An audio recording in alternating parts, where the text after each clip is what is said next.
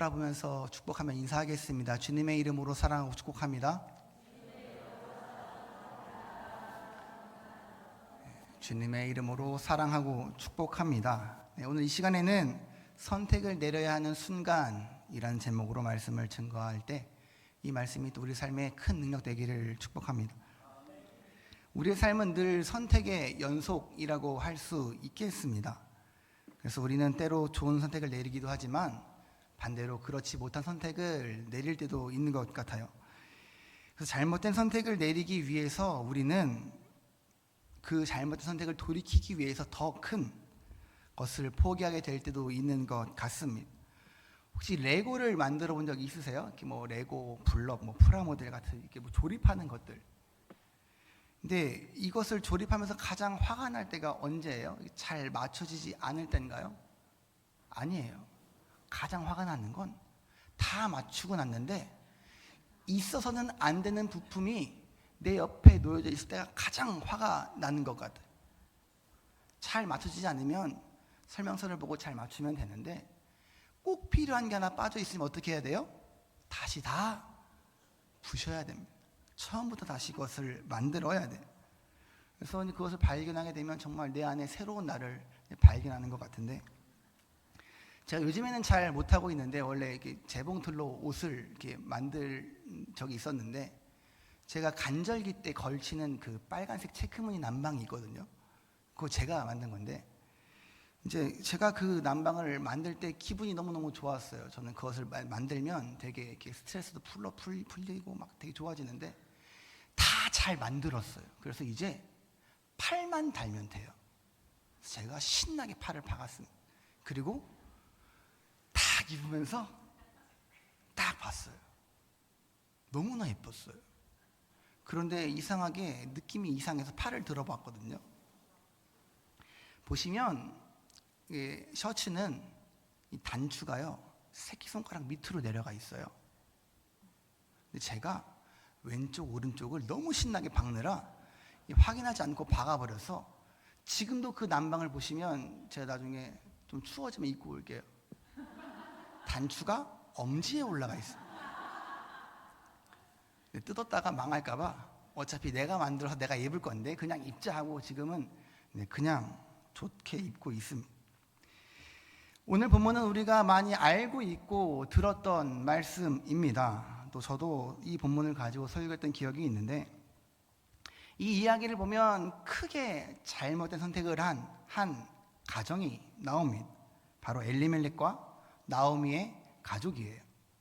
이들은 너무나 큰 잘못된 선택으로 인하여서 오늘 본문 가운데 우리가 보았던 그 일들을 겪게 되는데, 부모님이 자녀의 이름을 지을 때요, 그 자녀의 이름에 굉장히 악한 뜻을 두진 않지 않습니까?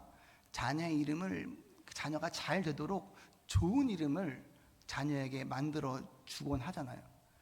근데 옛날 우리 개똥이 말똥이 이런 거 빼고, 근데 그것도 미신이지만 자녀가 오래 살기를 바라는 마음으로 부모님이 그 이름을 지었던 거잖아요.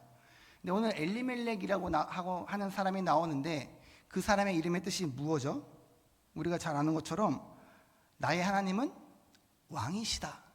하나님은 나의 왕이 되십니다. 라는 것이 그 엘리멜렉의 이름의 뜻이었어요.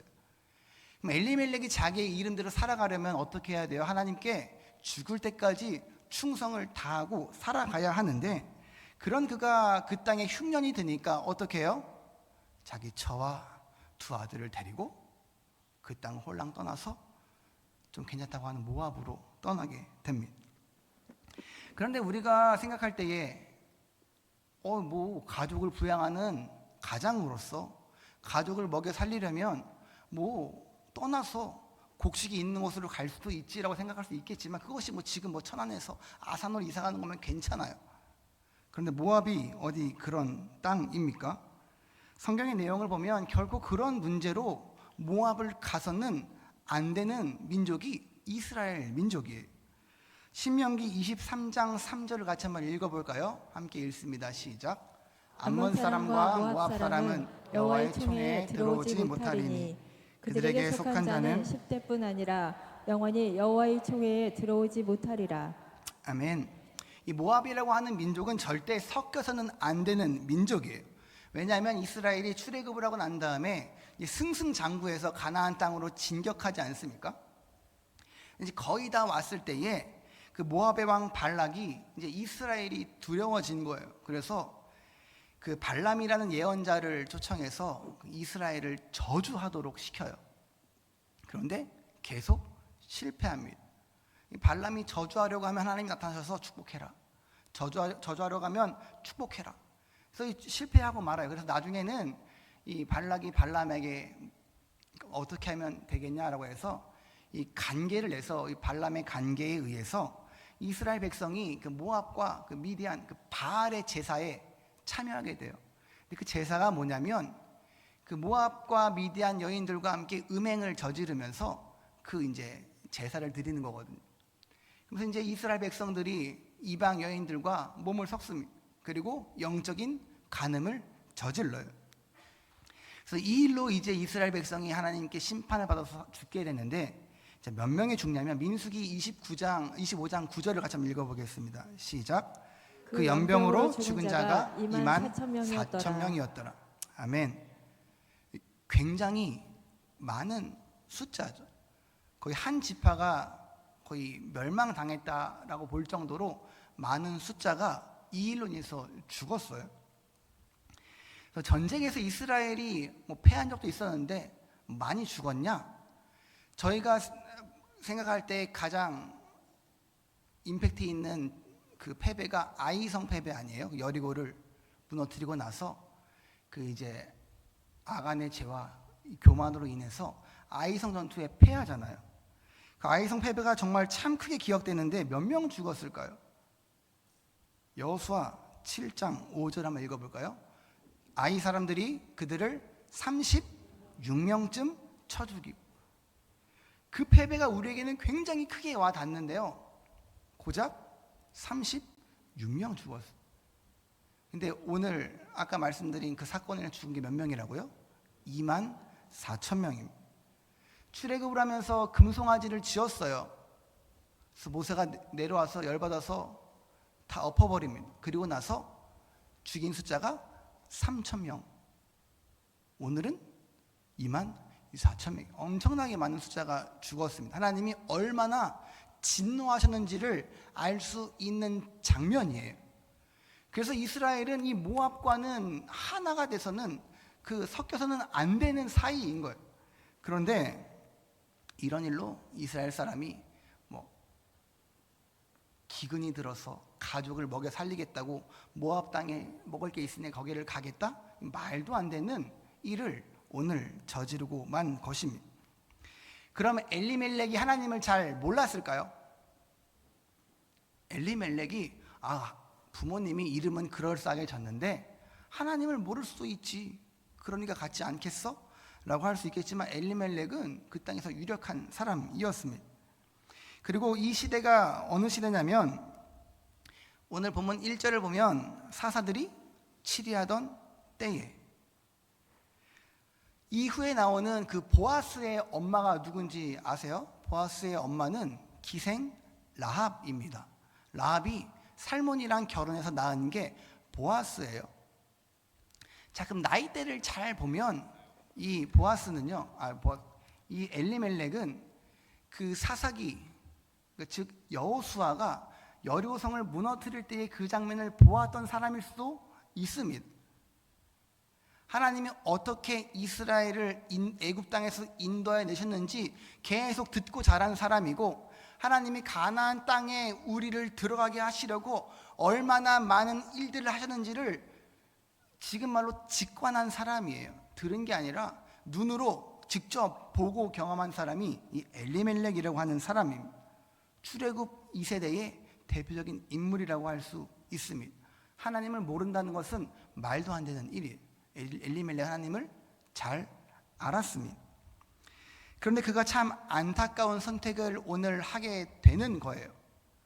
하나님 행하신 그 일들을 보고 또 이전에 행하신 것들을 듣고 경험하고 살아왔던 그가, 나의 하나님은 왕이시다라는 이름을 가지고 있는 그가 그 하나님을 떠나서 가면 안 되는 그 모압 땅을 향해 갔습니다. 자, 그럼 우리가 생각할 때 모압 땅이 참 가기가 쉬웠겠다라고 생각할 수 있는데 굉장히 멀고 험난한 길입니다. 이 그림을 보면 이 거리가요 90km 정도가 되거든요. 그래서 해발 또 지형을 따지면 그냥 우리가 직선에 90km를 가도 힘든데, 지금 보시면 저 가운데에 뭐가 있어요? 저 사해거든요.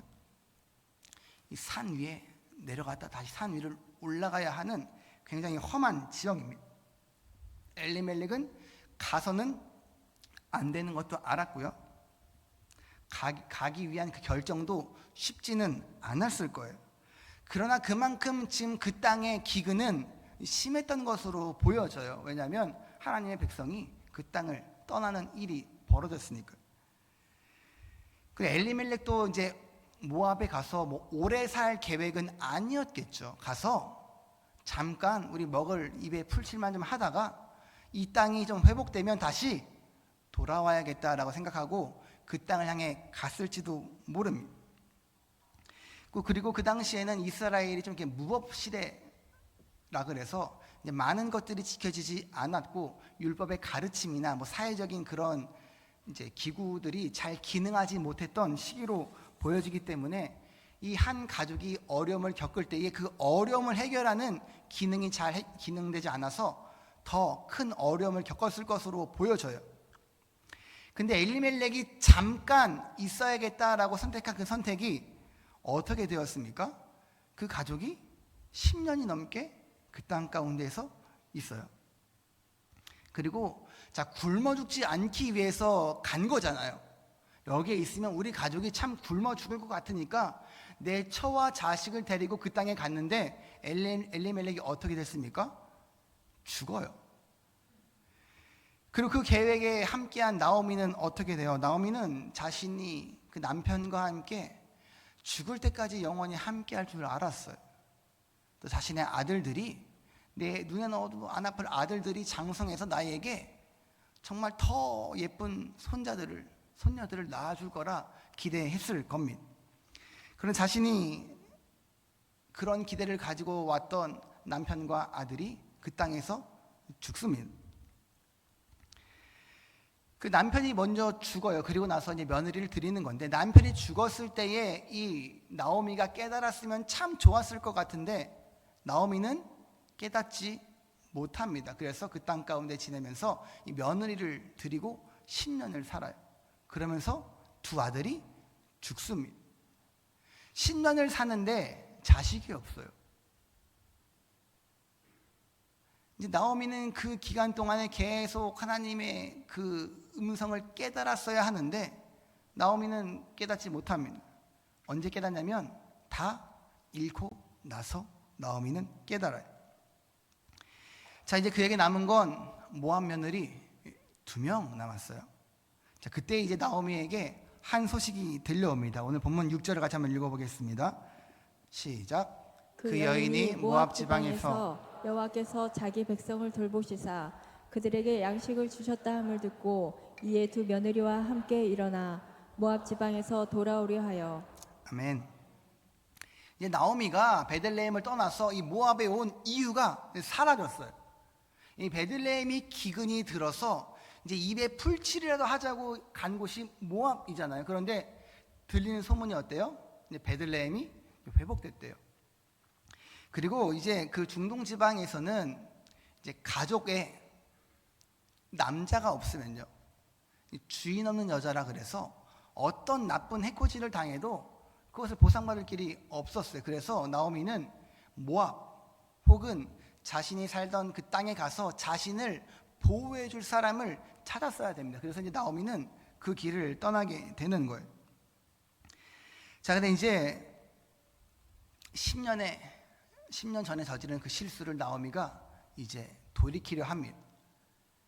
아까 말씀드린 것처럼 우리가 잘못된 선택을 뒤집기 위해서는요, 굉장히 많은 것들을 감내해야 돼요. 그리고 우리가 올바른 선택을 하기 위해서는 이전에 했던 것과는 더 큰 고통이 따라옵니다.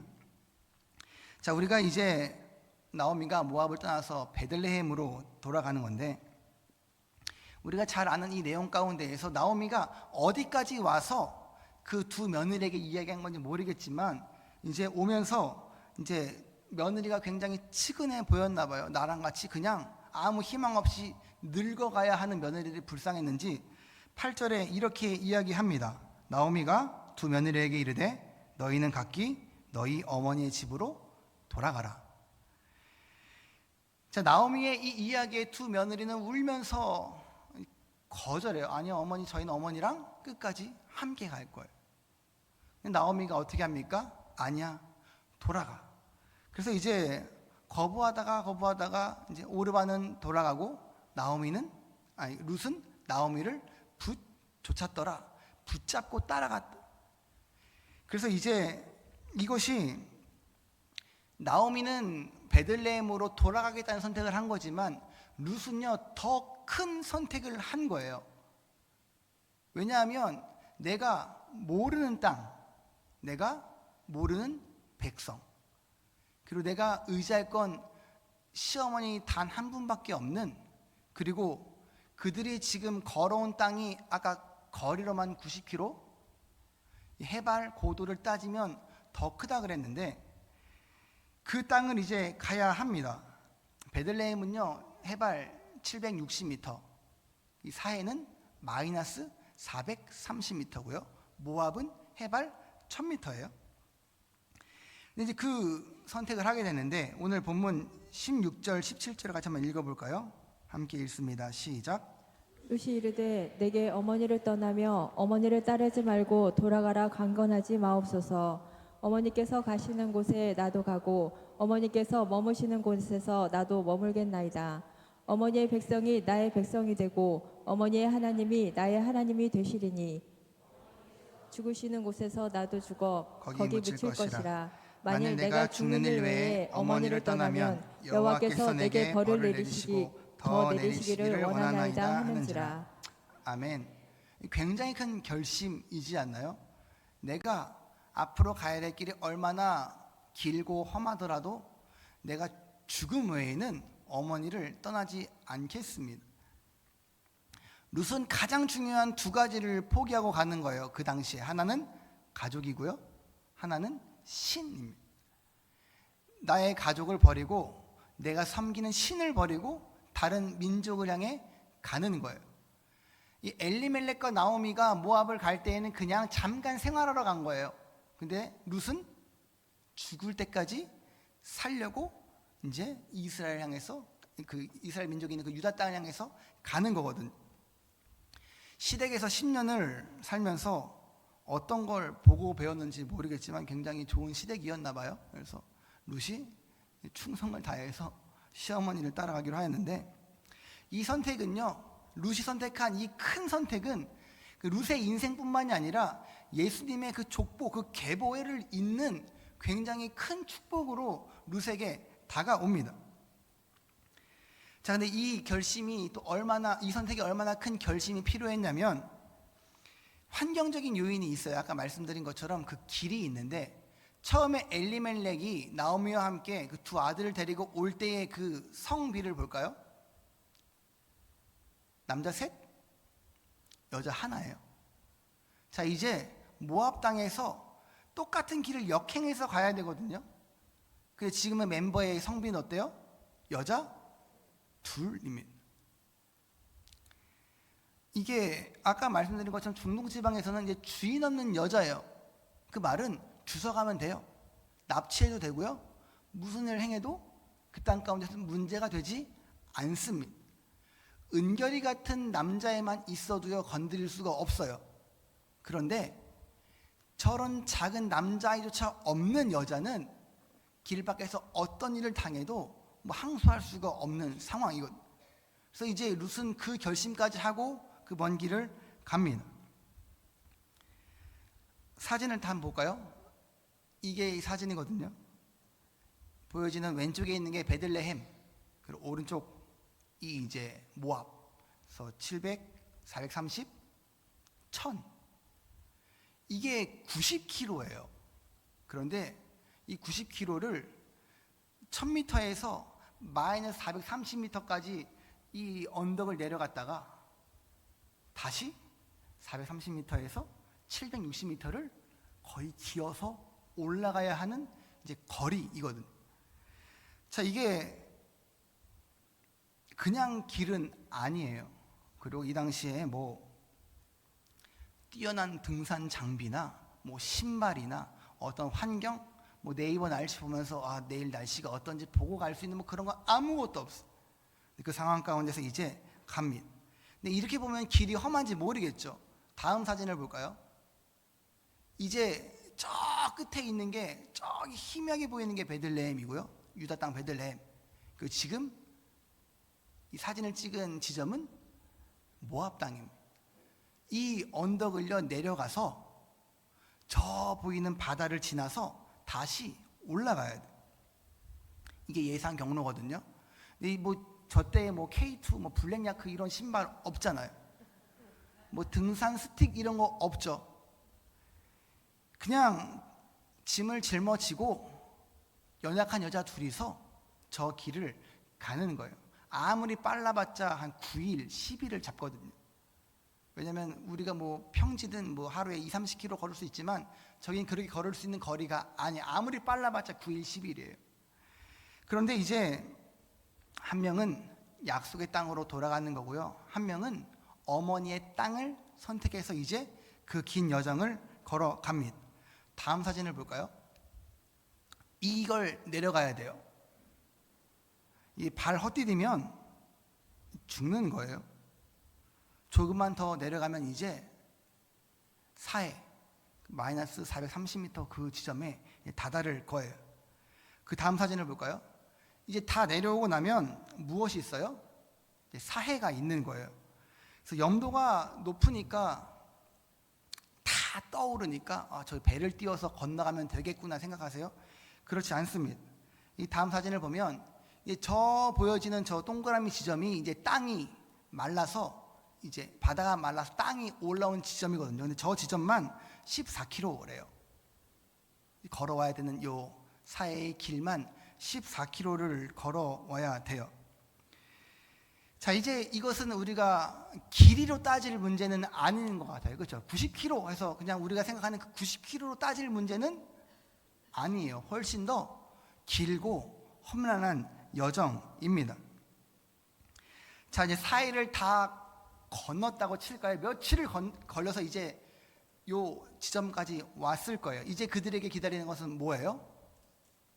다시 올라가야 할 엔게디 시스 고개라고 하는 저 고개가 나옵니다. 근데 저게 뭐 어느 것 하나 완만한 구간이 없는 곳이고요. 저기는 뭐 보시면 저런 풀만 자라지 나무 한 그루 없어요. 우리가 등산을 할 때 힘들면 올라가면서 이렇게 나무를 짚고 올라가잖아요.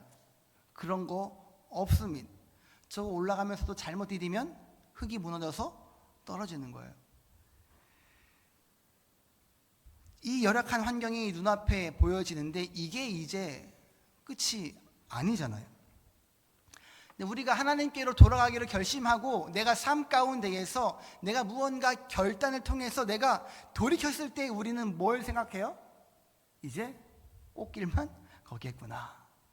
하나님이 내 앞에 탄탄대로를 여셔서 내가 이제 주 안에서 평안하다 이런 고백이 넘치겠구나라고 하지만 이 나오미의 삶처럼 무언가 잘못된 선택을요 돌이켰을 때에는 즉시 그 길이 열리지는 않아요. 하나님이 주시는 고난이 있고요, 감당해야 할 우리의 인내가 필요합니다. 게다가 이제 며느리에게 돌아가라고 말을 한 다음에 룻이 결심한 것을 보고 이제 19절로 바로 본문이 넘어가는데, 자, 망설인 거는 모압 땅에서 망설였어요. 그리고 며느리들한테 가라 하고 나서 이제 룻이 결심해서 바로 19절로 넘어오는데, 자, 성경에서는 아무 설명이 없이 바로 그냥 19절로 넘어옵니다. 바로 베들레헴이에요. 근데 우리가 오늘 이 사진들과 이 과정을 통해 본 것처럼 이 둘이요 뭐 KTX를 타고 그냥 도착한 게 아니에요. 자, 이제 그 엔게디 고개에 힘차게 올라갑니다. 뭐 고개도 아니에요. 그것은 거의 능선이거든요. 자, 이제 이것을 등반하면 저기 보면 시스고개라고 써 있잖아요. 저기 보면 이 능선을 타고 올라가야 되는 거예요. 사람이 얼마나 작을까요? 사진이 저 정도인데 저것을 다 올라가고 납니다. 자, 이 능선을 다 올라왔어요. 정말 힘들게 언덕을 다 올라갔습니다. 이제 우리에게 조금 희망적인 것은 앞에 베들레헴이 딱 있으면 좋겠죠. 그런데 이제는 24km에 이르는 유다 광야가 펼쳐집니다. 이 길을 24km를 가야 돼요. 자, 여기는 강도가 참 많습니다. 우리 그 선한 사마리아인의 비유에 나오는 그 곳이 이 유다 광야거든요. 예루살렘에서 여리고로 내려가는 그 길이요, 그 이제 유다 광야를 통과하는 길이에요. 자, 비유로 드실 때 다음 사진 보여주시겠어요? 저 네모가 유다 광야고, 네, 아래쪽에가 예루살렘이고 여리고인데 저 까만 게 경로입니다. 저렇게 가야지 그 이제 내려가는 길인데, 자, 비유로 드는, 뭐 실제 사마리아인이 실제 있는 일이 아니라 예수님이 비유로 드신 거지만, 비유로 드시는 상황 가운데에 강도가 나오는 것이 그냥 당연한 땅이 저 유다 광야예요. 얼마나 강도가 많겠습니까? 그래, 이제 그 여인 둘이서 이 긴 거리를 또 무사히 통과하게 됩니다. 지금까지 온 거리도 긴데 24km를 저 광야를 지나야 되는데, 하나님의 은혜가 아니고서 여자 둘이 그 먼 길을 아무 일 없이 도착한 것은 굉장히 기적 같은 일이에요. 그렇게 길고 험한 그 길을 지나 베들레헴에 도착했을 때 성 안의 반응은 이렇습니다. 19절을 읽어볼까요? 19절입니다. 시작. 예, 그 두 사람이 베들레헴까지 갔더라. 베들레헴에 이를 때에 온 성읍이 그들로 말미암아 떠들며 이르기를 이가 나옴이냐 하는지라. 아멘. 성 안이 떠들썩해져요. 여자 둘이 그 먼 길을 왔다는 놀라움, 또 나오미가 돌아왔다는 것에 대한 이제 막 그런 소문이 퍼지고, 또 이제 남편이랑 아들이랑 같이 갔는데 처음 보는 이방 여자를 데리고 온 이 나오미에 대한 이야기 때문에 성 안이 시끄러워집니다. 그 나오미는 이제 그들에게 자신의 이름을 바꿔 부르기를 요청해요. 사람들이 저거 나오미 아니야? 나오미의 이름의 뜻이 뭐예요? 나오미 이름의 뜻은 나의 기쁨입니다. 기쁨. 나오미를 보면서 저거 기쁨이 아니야? 이렇게 이야기하는 거예요. 나오미는 어떤 상황이에요? 하나님의 징계 가운데 모든 걸 잃고 돌아온 상태입니다. 그러니까 나오미는 이제 자신을 나는 기쁨이가 아니야. 나는 슬픔이야. 나는 쓴. 내 이름은 이제 나오미라 부르지 말고 마라라고 불러줄래? 요청하게 되는 거예요. 나오미는 상황을 제대로 인식합니다. 하나님이 나에게 징계를 내리셨구나. 하나님이 나에게 그 잘못된 선택을 돌이키라고 이렇게 나를 몰아붙이셨구나. 나오미는 이제 상황을 제대로 볼 수 있는 눈이 생겼어요. 근데 우리에게 희망이 되는 건 무엇이냐면, 이 죄값은요, 누구도 피할 수 없는 필연적인 거예요. 우리가 죄를 지어서 지옥에 가진 않지만 하나님의 백성은 죄를 지었을 때에 그에 합당한 하나님의 징계가 있습니다. 하나님이 때리시고 혼내세요. 그런데 이제 그것을 우리가 깨닫고 삶의 방향을 돌이기로 결정만 한다면 그 삶을 인도하신 하나님이 참 소망을 우리에게 주시는 건데, 22절을 한번 읽어보겠습니다. 22절입니다. 시작. 나오미가 모압 지방에서 그의 며느리 모압 여인 룻과 함께 돌아왔는데 그들이 보리 추수 시작할 때에 베들레헴에 이르렀더라. 아멘. 성경은 어느 거 하나 허투루 쓰여진 것이 없는 하나님의 말씀입니다. 한 단어도 필요 없는 단어가 없어요. 근데 오늘 말씀을 보면 그들이 도착한 때가 굉장히 중요한데, 언제 도착했습니까? 보리 추수를 시작할 때. 그들이 도착했는데 추수를 시작한다? 이것은 그들에게 굉장히 소망이 되는 거예요. 유대의 절기를 보면 그 유월절 다음 날이 무교절이고요. 무교절은 일주일 동안 지킨대요. 근데 일주일 안에 뭐가 찾아와요? 안식일이 찾아옵니다. 안식일 다음 날이 뭐냐면 초실절이에요. 초실절을 뭐냐면 그 처음 초 열매 실, 그래서 처음 열매를 거두는 날이 초실절이라서 무교절이 지난 안식일 그 다음 날 이제 첫 추수를 시작하는 거예요. 그래서 그것을 이제 단을 묶어서 그 단을 하나님께 바치고 우리의 처음 열매는 하나님의 것입니다. 바친 다음에 이제 50일 동안 추수를 시작합니다. 자, 이제 매일 한 단씩 50일을 첫 단을 드리면서 이제 추수를 시작하는 건데, 이게 왜 50일이나 걸리냐? 이 광야는 평야가 아니라서 계단식의 농사를 짓기 때문에 익는 속도가 다 다르대요. 그래서 이 추수를 마치면 50일이 거의 꽉 찬다고 하는데, 자, 그럼 이 여인들이 도착했을 때 추수가 시작되면 그때가 무슨 날이에요? 초실절입니다.